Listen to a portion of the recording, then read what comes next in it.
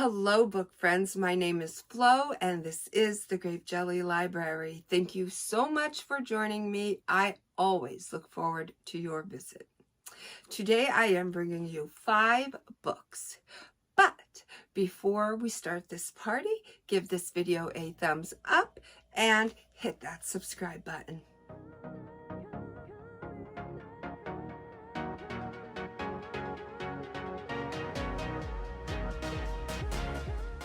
Hi, how are you? I hope everyone is doing well. Happy December 2nd. I have just completed 3 books and I am working on 2 more. Actually, I'm working on 3 more. So I'm going to briefly discuss the 3 books that I have just read and then lightly touch base on the books that I have begun. The first book that I have finished is The 7 Husbands of Evelyn Hugo. I am going to say I started this book loving it. And by the end of the book, I was definitely lost, never to be recaptured.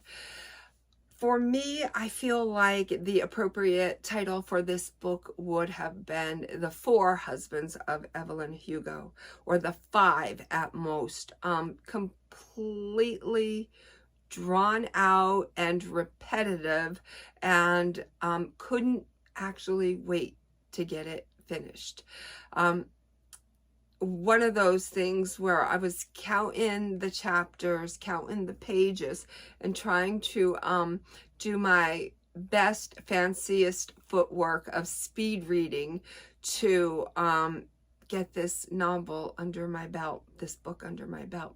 So many people out there love this book, and you know, I really thought I was going to be one of those people, but unfortunately it was not to be. The story of Evelyn Hugo is she's like a Hollywood starlet, and obviously she ends up with 7 different husbands throughout her life.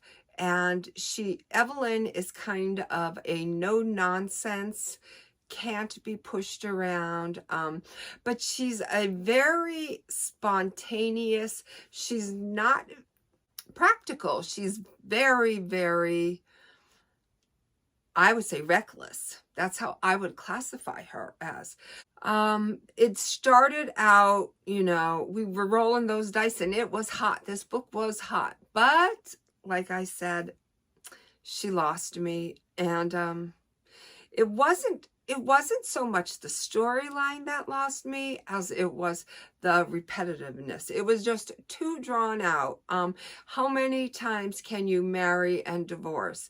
There's only so many scenarios that we can give for, you know, a marriage and a divorce. So I don't know. It wasn't for me. If you read it, comment below. Like I said, I know so many of you out there love this book, and I wish I was one of them, but I am not. And you know, that's okay. So I'm not going to spend any more time with that book.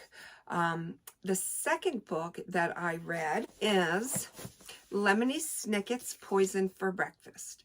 Now, when I picked this book out from the bookstore, I was loving the cover, was loving the description of the storyline itself, and loving the name of the book, of the author. Had never read anything Lemony Snicket before, and so I had high expectations. Upon reading this book, the word that they want to be the most profound word in the book is bewilderment. However, I was not once bewildered. I thought I was gonna nestle in and be just taken on this whirlwind of a ride. I could even see the fairy dust just floating around in my imagination as I'm reading this, because that's just how whimsical this book is. However, it is not. It was a big waste of my time. One thing I am not fond of is when you start out at point A and you go through the steps to try and further yourself, as I did try to further myself in this book. So we go to point A, point B, point C, point D, point A. I'm right back where I started from. Oftentimes throughout the chapters in this book, they are just taking me on a merry-go-round, starting me at this point, looping me around and dropping me off right where they picked me up at. And I'm not a fan of that. I don't feel that anything came of this book. It was one big, it was a letdown. It was truly a disappointment.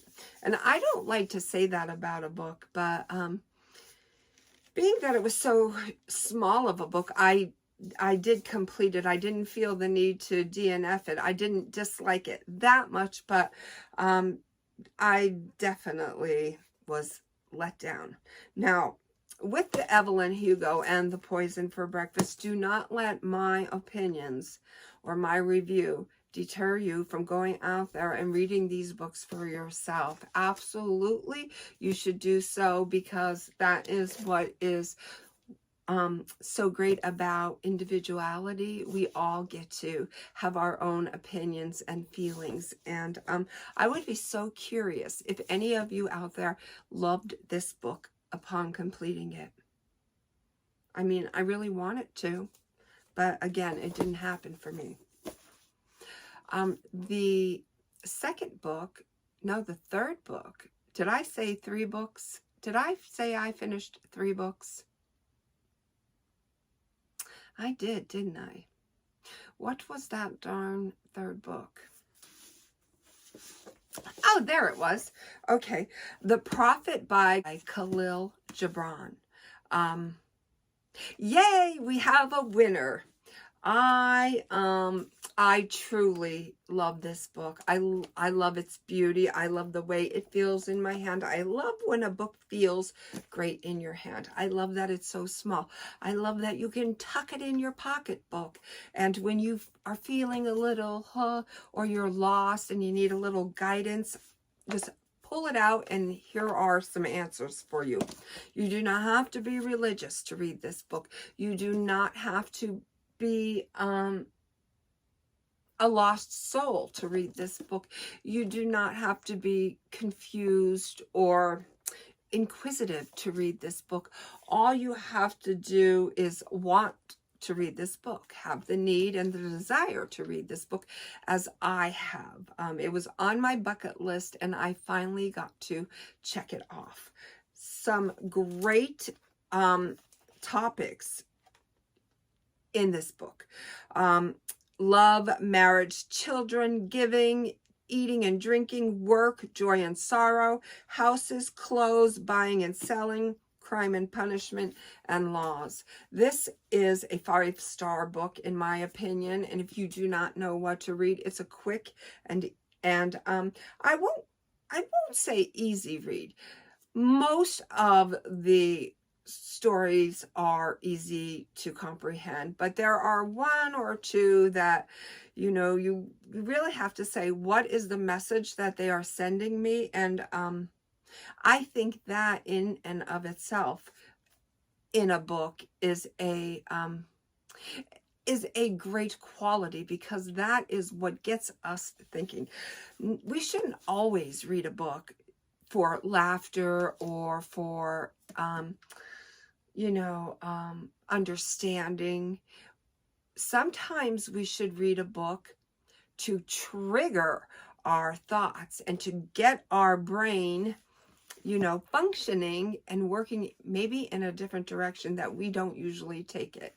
Thought-provoking books should be a requirement, right? Because that's a great way for us to grow. All right, so enough about the books that I have read. Now let's get into the books that I am reading.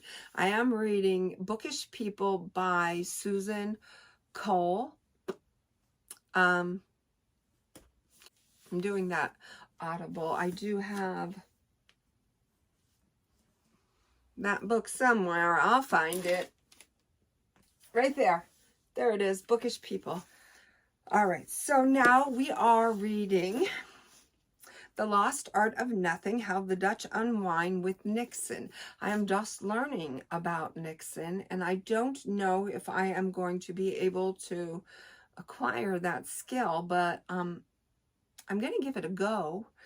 The art of Niksen is doing nothing, and they are telling me that they do not mean sitting on a couch watching TV doing nothing. That is not Niksen, because you are actually distracted by the television. It is not sitting on a couch and scrolling through your phone. That is not Niksen. Niksen is actually sitting in a chair and like zoning out. No thoughts on your mind, nothing to do, no distractions. You can have people in the room, but you have totally tuned them out. And it's just doing that for, you know, a certain amount of time. So I don't quite know what the benefit of that is. Like I said, I'm just learning about Niksen, but I am, I'm not hating it. So I'm interested in seeing where that's going to take me. And then the last book that I am currently reading is good old Harry Potter.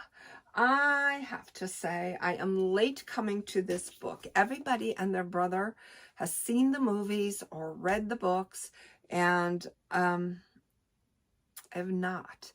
I have always wanted to because of the big fanfare that was created upon writing and releasing these books. The thing that has me the most curious is how a woman such as J.K. Rowling, who has fallen on financial hard times, had a vision and a storyline brewing in her head. So the curiosity in me says, how was she thinking? What was her thought process? What did she create in her mind? You know, and the heights that that mind of hers took her. That is the exciting part to me. I am curious to see how she was like at her lowest of low, and then she soared to great heights. So I'm fascinated with the human mind and how it works and what we can actually do with it. So that is the biggest reason why I want to read the Harry Potter series. And then the second reason why I want to is because I feel like I'm left out. Like there's some things that, you know, I want to accomplish in life so that I can get a better grip on when somebody is actually saying, not that Harry Potter comes up in my everyday conversation, but I wouldn't feel so left out because it occasionally does come up.